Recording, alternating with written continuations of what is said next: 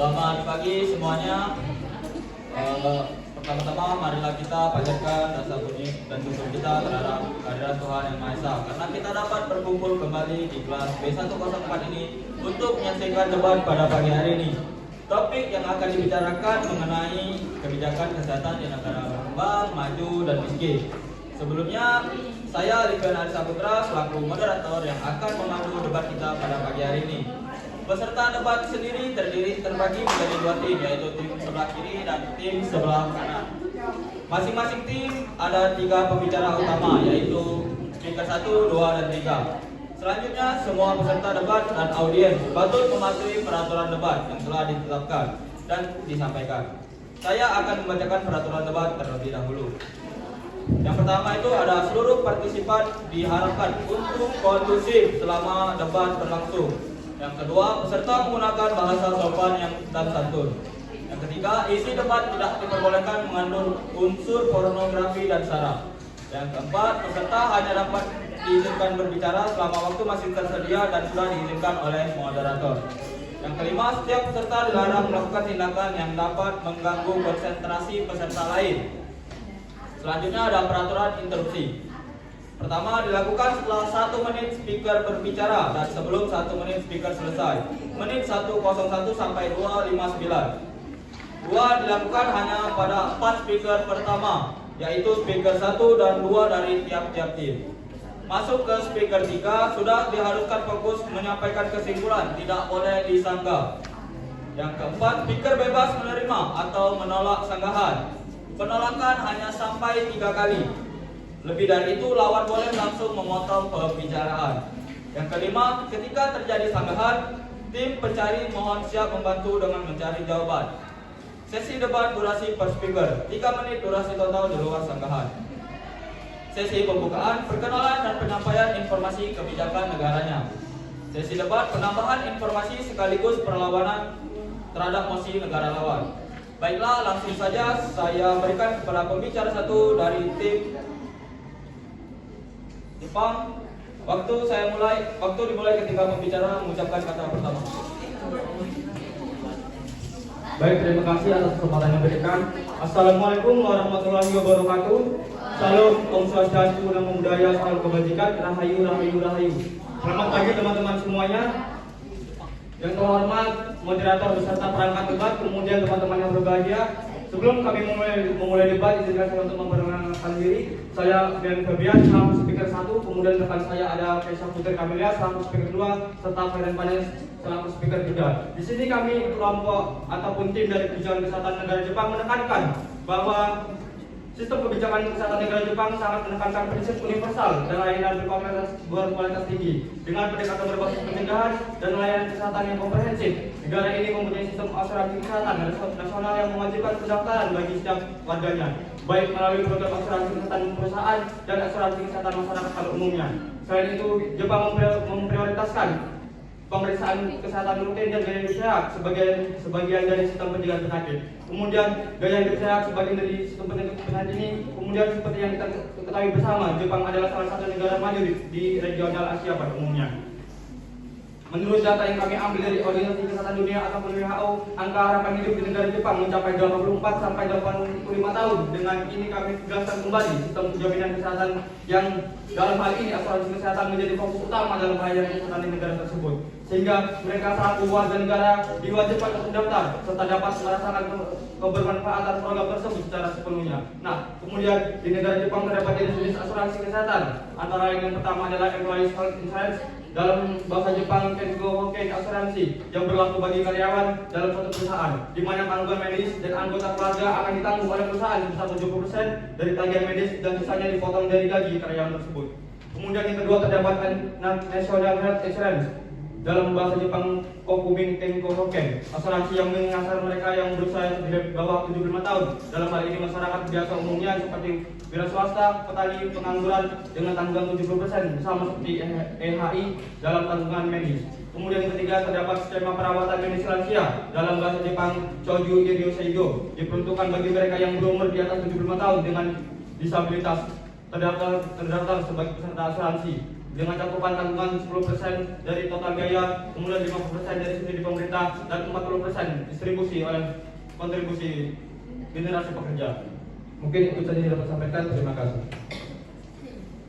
Baik, terima kasih. Pembicara satu dari tim Jepang menyisakan waktu 27 detik. Selanjutnya saya ke pembicara satu dari tim Thailand. Waktu dimulai ketika pembicara mengucapkan kata pertama.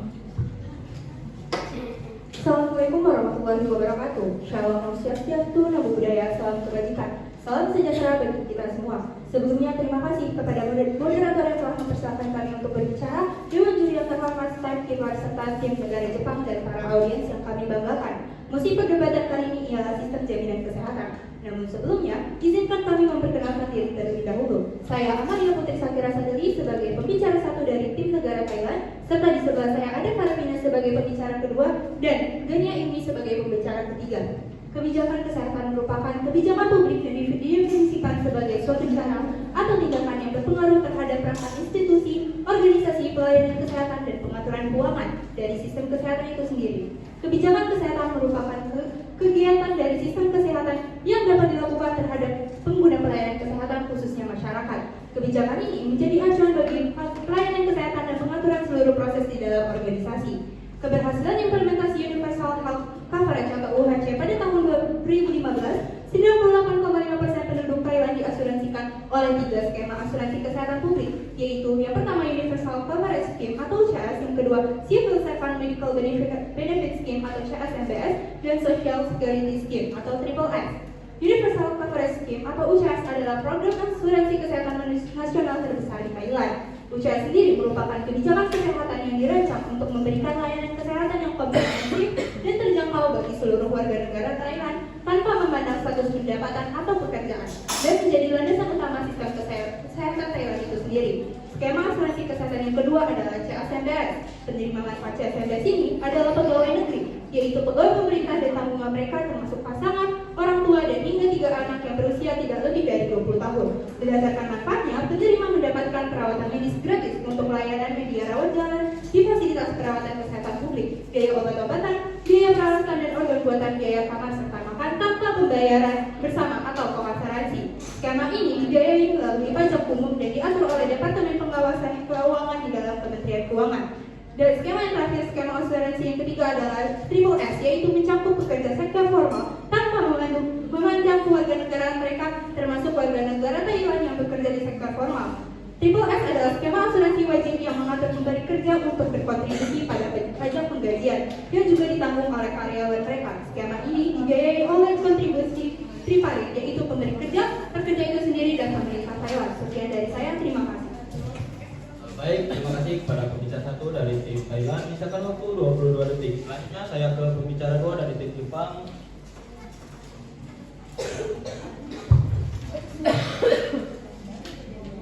Baik, terima kasih atas kesempatannya. Dewan juri yang terhormat, serta tim lawan yang saya hormati, serta hadirin yang saya banggakan. Saya, Kesha Putri Amelia, sebagai pembicara kedua dari tim Jepang yang akan memperkuat poin-poin yang telah disampaikan pembicara pertama dengan fakta dan data yang ada di lapangan. Seperti yang kita ketahui, bahwasannya Jepang merupakan negara maju dengan sistem kesehatan yang baik. Hal ini dapat dibuktikan dengan Jepang yang meraih skor 98,7 dari aspek infrastruktur medis dan tenaga profesional menurut CEO World Healthcare Index. Dewan juri yang terhormat, selain itu, Jepang sendiri memiliki 3 skema asuransi, yaitu Employee Health Insurance, National Health Insurance, dan skema perawatan medis lansia yang telah mencakup 98% dari keseluruhan penduduk Jepang. Dan juga asuransi Jepang tidak hanya diperuntukkan untuk warga Jepang, tetapi juga bagi warga negara asing yang minimal telah menetap selama 3 bulan di Jepang. Hal ini dilakukan guna melindungi resiko finansial kesehatan. Lalu, skema asuransi kesehatan Jepang juga mendukung program pencegahan dan deteksi dini melalui medical check-up yang wajib secara hukum bagi warga negara Jepang. Hal ini tentunya berdampak pada pengurangan biaya medis. Lalu yang ketiga, Jepang juga menekankan sistem asuransi yang universal dan merata, sehingga mengurangi ketimpangan sosial dalam hal akses kesehatan. Lalu, Jepang juga berhasil menjaga biaya perawatan kesehatan yang relatif rendah dibandingkan negara maju lainnya. Hal ini dicapai dengan menggunakan sistem tarif yang ketat dan pembatasan pengeluaran serta pengelolaan yang efisien oleh pemerintah. Lalu yang terakhir, sistem pembayaran yang terstruktur dan terjangkau. Di Jepang, sistem pembayaran dibagi antara pemerintah, pemberi kerja, dan individu dengan masing-masing pihak yang berkontribusi secara profesional. Berdasarkan poin-poin yang telah saya sampaikan tadi, menurut saya sistem kesehatan asuransi di Jepang lebih unggul daripada sistem kesehatan asuransi di Taiwan. Sekian. Baik, terima kasih kepada pembicara 2 dari tim Jepang. Selanjutnya saya ke pembicara 2 dari tim Thailand. Terima kasih atas kesempatannya. Saya Farafina Hairunsu sebagai pembicara kedua. Di sini saya akan memperkuat argumen dari pembicara pertama. Yang pertama yaitu Universal Coverage Scheme. Sejak pelaksananya pada tahun 2002, sekitar 75% dari keseluruhan populasi telah menggunakan layanan kesehatan yang hampir gratis oleh UPS. Penerima manfaat ini sebagian besar adalah sektor informal, pegawai yang bukan pegawai sektor pemerintah atau pegawai sektor swasta. Thailand mencapai cakupan kesehatan universal setelah diadopsinya Undang-Undang Keamanan Kesehatan Nasional pada bulan November 2002 yang mengarah pada penerapan Universal Coverage Scheme, yaitu skema asuransi publik terbesar yang mencapai sekitar 70% dari 68 untuk penduduk Thailand. Tujuan UCF adalah agar setiap warga negara Thailand memiliki hak yang sama untuk mendapatkan layanan kesehatan berkualitas sesuai dengan kebutuhan mereka tanpa memandang status sosial. Skema yang kedua yaitu Civil Servant Medical Benefit Scheme. Skema ini mencakup sekitar 4,84 juta orang atau 7,3% dari populasi penduduk Thailand. Tujuan utamanya adalah untuk memberikan tunjangan sampingan kepada pegawai negeri selama masa kerja dan masa pensiun mereka untuk mengkompensasi upah mereka di bawah pasar. Sejak diluncurkannya pada tahun 1980, CSNBS telah mengadopsi mekanisme pembayaran terbuka, khususnya yang bersifat retrospektif, biaya layanan yang efektif untuk perawatan wajar. Yang ketiga ada Triple S atau Social Security Scheme, yaitu asuransi wajib yang mengatur pemberi pekerja untuk berkontribusi pada pajak, penggajian yang juga ditanggung oleh karyawan mereka. Skema ini dibiayai oleh kontribusi tripartit. Pekerja harus membayar 5% dari pendapatan mereka untuk dana SSS dengan menjadi pemberi kerja sebesar 5% dan pemerintah Thailand sebesar 2,75%. Sekian, terima kasih. Baik, terima kasih kepada pembicara 2 dari tim Thailand. Sisakan waktu 1 menit 7 detik. Selanjutnya saya ke pembicara 3 dari tim Jepang. Baiklah, terima kasih atas kesempatannya. Saya merupakan salah satu pembicara ketiga dari kelompok Jepang. Dewan Juri yang terhormat, menurut kelompok kami yaitu negara Jepang, kami menarik kesimpulan bahwa Jepang lebih unggul daripada negara Thailand. Negara Jepang menekankan prinsip akses universal, layanan berkualitas tinggi, serta layanan kesehatan yang komprehensif. Di Jepang sendiri mengharuskan untuk tiap penduduknya, baik warga negara Jepang maupun asingnya, tinggal di Jepang dari 13 terdaftar asuransi kesehatan. Seperti yang dijelaskan oleh speaker 1 dari kelompok kami, terdapat 3 skema asuransi, yakni yang pertama ditujukan bagi perusahaan atau pabrik yang memiliki 5 karyawan atau lebih yang menanggung 70% dari tagihan medis. Yang kedua yakni asuransi yang ditujukan bagi mereka yang usianya di bawah 75 tahun. Asuransi ini sama dengan EHI yang menanggung 70% dari tagihan medis. Yang ketiga yakni asuransi untuk lansia, di mana asuransi ini bagi pendaftarnya hanya membayar 10% dari tagihan medis. Dengan adanya kebijakan tersebut, Jepang berhasil menjadi salah satu negara yang memiliki angka harapan hidup tertinggi di dunia. Menurut data WHO tahun 2019, angka harapan hidup di Jepang mencapai 84,3 tahun yang meningkat pada tahun 2024, yakni sebesar 85,15 tahun. Dewan Juri yang terhormat, angka ini jauh lebih tinggi dari rata-rata angka harapan hidup di dunia yang saat ini sebesar 73,3 tahun. Sedangkan negara Thailand, angka harapan hidup pada tahun 2024 sebesar 77,92 tahun, yang artinya masih di bawah negara Jepang. Hal ini mencerminkan keberhasilan sistem kesehatan Jepang dalam memberikan akses perawatan medis yang berkualitas dan komprehensif. Dengan argumen yang setelah saya sampaikan, sudah jelas negara Jepang lebih unggul dibandingkan dengan negara Thailand. Terima kasih. Sekian, saya kembalikan kepada negara Jepang. Terima kasih kepada pembicara 3 dari tim Jepang. Sisakan waktu 1 menit 8 detik. Selanjutnya saya ke pembicara 3 dari tim Thailand. Silakan.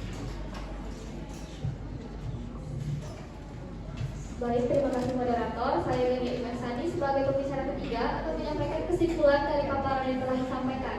Menurut Journal of Environmental Research and Public Health pada tahun 2021, Taiwan telah berhasil mencapai Universal Health Coverage (UHC) dengan cakupan asuransi kesehatan mencapai 98,5% penduduknya.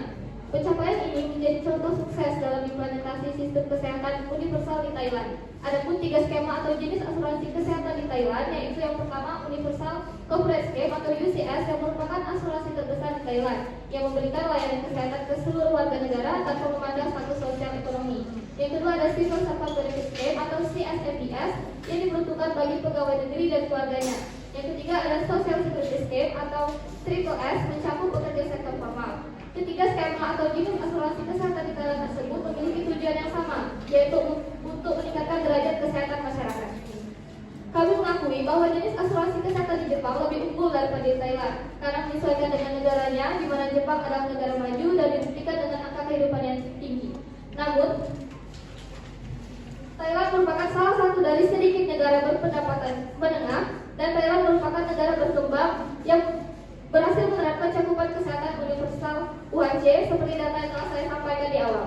Thailand telah berhasil membangun sistem kesehatan yang kuat dan menyeluruh. Saya percaya bahwa baik di negara maju, negara berkembang maupun negara tertinggal sekalipun, sistem jaminan kesehatan pasti memiliki kelebihan dan kekurangan, keunggulan dan tantangannya masing-masing. Adapun keunggulan dari sistem jaminan kesehatan di Thailand yaitu pembangunan kesehatan di Thailand yang difokuskan pada investasi dalam infrastruktur penyediaan layanan kesehatan di tingkat distrik dan di bawahnya serta pelatihan tenaga kesehatan. Hal ini dibuktikan dengan berkurangnya kesenjangan provinsi dalam hal kematian anak. Meskipun begitu, jika ada tantangan pasti ada solusi. Solusi yang dapat dilakukan yaitu mengurangi ketidakadilan antara skema asuransi kesehatan, meningkatkan kapasitas, kualitas, dan kepercayaan pada seluruh tim perawatan prima seperti dokter keluarga. Sekian dari saya. Baik, terima kasih kepada pembicara kita dari tim Thailand. Sisakan waktu 53 detik. Baiklah, penyampaian argumen dari tiap-tiap tim sudah selesai. Maka dari itu berakhirlah sesi debat kita pada pagi hari ini. Saya sebagai moderator pamit undur diri. Sekian, terima kasih.